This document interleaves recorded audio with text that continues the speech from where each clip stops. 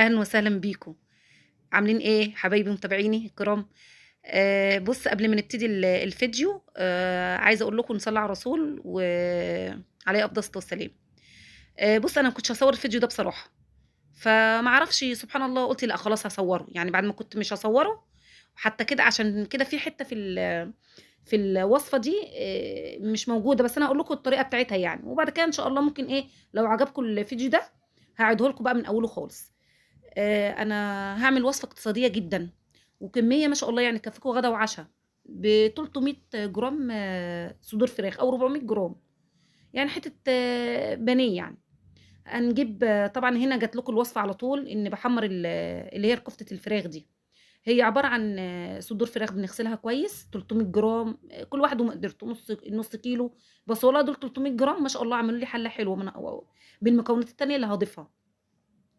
طبعًا أنا الفراخ طبعًا غسلناها كويس ونشفناها كويس وحطيت عليها فصّين توم وبصلاية صغيّرة وبيضاية صغيّرة وشبت وشوية توابل بابريكا وتوابل فراخ، وضربت كل الكلام ده إيه وزعتر طبعًا، وضربت الكلام ده كلّه على بعضه وكوّرته، وبعد ما كوّرته وطبعًا حطيت عليه معلقة بقسماط أو معلقتين، حمّرته في شوية زيت، حمّرته كويس في شوية زيت وركنتهم على جنب.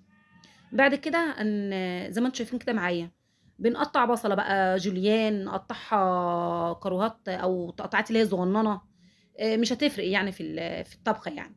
بس، وفي الحلة اللي جنبها اللي من ورا ديّة أنا باحمّر مكعبات بطاطس، هنحطها برضك في الوصفة. بس هنحمّر البصل كويس جدًا، هنتبّله يعني يبقى دبلان، وبعد كده بقى هنحط إيه، الخضار اللي هتشوفوه معايا دلوقتي. بُصّي يا حبايب قلبي، أنا القناة دي فاتحاها ونِفْسي بجد والله، والله إنها فعلًا تكبر بيكم. نِفْسي بجد يعني تشجعوني كده بتعليق حلو كده يفرّحني ويخلّيني أكمّل القناة دي بصراحة يعني. بس، وأنا باحبكم، أنا يعني أنا ما شُفتكوش بس باحبكم. ربنا يا رب يديكم الصحة ويحفظكم وكل اللي نِفْسه في حاجة ربنا يا رب يدّيها له يا رب، اللهم آمين يا رب العالمين. بس إحنا طبعًا إيه، بنحمّر البصلة هنا، وحطيت طبعًا لقيت الزيت قليل أوي مكان تحمير الكفتة، فحطيت معلقة سمنة عادي يعني. بس وحطيت معلقة توم مفروم من اللي أنا مفرّزاه، إن شاء الله أمّا أفرّز التوم طبعًا أنا خلاص فرّزت بتاعة السنة دي، إن شاء الله يعني إذا أحيانا ربنا يعني، لمّا ييجي التوم الجديد بإذن الله هافرّزه وهاورّيكم معايا. طبعًا أنا أصلًا التوم أنا يمكن السنة دي بس اللي هي اللي فاتت دي، يا دوبك جرّبت اللي هو المفروم، أنا طول عمري الصراحة باحبه يعني إيه، باعلّقه كده، وبرضك أنا باعمل 2 باخلّي برضك توم باخلّيه في الفريزر وتوم باعلّقه، يعني أنا لإن أنا بافضّل بصراحة اللي هو الفريش اللي أنا أدُقّه كده وأعمله، بس برضك ما يمنعش إن إحنا نخلّي برضك في الفريزر توم مفروم، وإن شاء الله بإذن الله أبقى أعمل لكم الطريقة بإذن الله.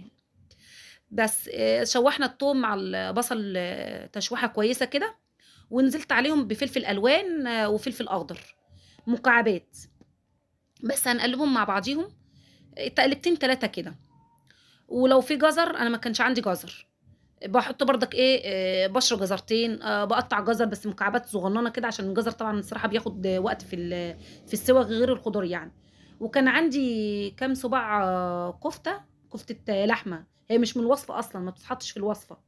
هي أصل الوصفة كفتة فراخ، بس أنا كان عندي كام صباع كده في الفريزر، يعني مش هينفعوا يتعملوا طبخة بصراحة يعني، قُلت طَب ليه ما أحطهم معاهم مع الكفتة، هيبقى برضك طعمها حلو، والله وفعلًا بقى طعمها حلو، بس فلو عندِك حاجة يعني حطيها برضك في الوصفة دي مش هتأثّر فيها، مش هتقول يعني حاجة يعني. حطينا معلقتين صلصة عشان بتعزّز اللون الصلصة يعني، ورشة ملح كويسة، وهنحط بقى إيه، لو عايزين تحطّوا توابل من الخطوة دي حطّوا، عايزين تحطّوا التوابل في الآخر برضك حطّوا، يعني دي صح ودي صح. حطيت الصلصة بس، وهاسيبها بقى تتسبِّك تسبيكة حلوة كده، وبعد كده بقى هانزل بالكفتة، طبعًا دلوقتي باحط التوابل، فلفل أسود، هنحط شوية رشة توابل 7 توابل أو توابل فراخ، التوابل اللي أنتِ بتحبيها في الأكل. وبارُش الصراحة رشة زعتر كده، أنا باحب الزعتر في الفراخ جدًا. بس، وعايزة عندِك مكعب مرقة حُطّي، ما بتحبوش في الأكل ما تحطّيش، لو إن في أكلات معيّنة أنا باحُط فيها مرقة يعني، وفي أكلات لأ عادي يعني ما يكونش لها لازمة يعني، وفي أكلات باحُط لها يعني. بس نزلت كفتة الفراخ مع كفتة اللحمة، هنخلّيهم طبعًا إيه ياخدوا إيه، هُم كده يعتبروا نُص تسوية، هاخلّيهم ياخدوا غلوتين 3 يكمّلوا التسوية بتاعتهم. وبعد كده في الآخر خالص هانزل بالبطاطس اللي هي المكعبات، بتزوّد الكمية، الحاجات دي كلّها بتزوّد الكمية. أنا طبعًا زي ما قُلت لكم في الأول، أنا باحط لها أصلًا بشر جزر، بيدّي طعم حلو وبيزوّد برضك الكمية. بس، وبعد كده بعد ما تاخد غلوتين 3 دي كده أنا باحط المرقة، باحط نُص مكعب مرقة. آآ بُصّوا يا حبايبي، بعد ما بتغلي وغلوتين 3 يعني، بازوّد عليها شوية مَيّة عشان طبعًا هي كده الصلصة تقيلة. شوية مَيّة، عندِك شوية شوربة شايلاهم في الفريزر مثلًا، حُطّي اللي عندِك حُطّيه. بس، وبعد كده بانزل آخر حاجة بالبطاطس اللي هي إيه، متحمّرة مكعبات، وفي ال وش ورشة كده إيه، شبت، بيدّيها طعم خرافي، رشة شبت على كزبرة في الآخر خالص، بتبقى روعة، أكلة اقتصادية وجميلة جدًا وبجد والله هتعجبكم بإذن الله. جرّبوها وعايزة تقولوا لي رأيكم، لإن الوصفة دي اقتصادية وفي نفس الوقت طعمها حلو. يعني ربع كيلو فرخايل معلش، ربع كيلو بانيه أو 300 جرام بانيه هيعمل لِك حلة ما شاء الله، حلة حلوة. عايزة بقى تعملي جنبها شوية رُز، تحطيه على الرُز، عايزة تغمّزيه، عايزة تعملي شوية مكرونة، شوية سلطة كده جنبيها، شوية مخلِّل، فده كلّه يرجع لِك يا ستّ الكل. بس أنا بادّيكِ فكرة، ولو أنتم عاجبكم الأفكار بتاعة الأكلات الاقتصادية اكتبوا لي في التعليقات وأنا هاعمل لكم، عندي أفكار جميلة كتيرة، يعني الحمد لله بفضل ربنا، أعمل لكم أكلات اقتصادية.